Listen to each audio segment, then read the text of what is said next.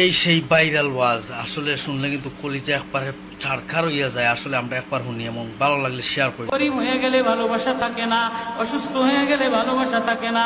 চোখের কোনায় যদি ময়লা হয় বান্ধবী তাকায় না, তোর চোখের কোনায় ময়লা। নাকের কোনায় যদি ময়লা হয় তো বন্ধু বান্ধবে তাকায় না। এখানে যদি একটা ফোড়া হয় তো বন্ধু বান্ধবী তাকায় না। ভালোবাসা মিলান হয়ে যায়। অভাবে পড়লে ভালোবাসা মিলান হয়ে যায়, অসুস্থ হয়ে গেলে ভালোবাসা মিলান হয়ে যায়। আল্লাহ বলে আমার কোনো অসুস্থ, আমার কোনো অসহায় গোলাম জামা ময়লা হয়ে গেছে, চাদর ময়লা হয়ে গেছে, হাসপাতালের কোনায়, হাসপাতালের ফ্লোরের মধ্যে পড়া, গার মধ্যে ঘা দিয়া ভরা, লিভার নষ্ট হয়ে গেছে, দুর্বল হয়ে গেছে।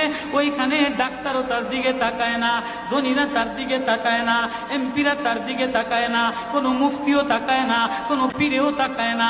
পীরেও গরিব মানুষের দিকে তাকায় না, পীরেও বড় বড় পোটলা মোসার দিকে তাকায়, ধনীদের দিকে তাকায়। বড় বড় হোমরা সোমরা নেতারাও ধনীদের দিকে তাকায়, কাটিং এর দিকে তাকায়, জামার দিকে তাকায়।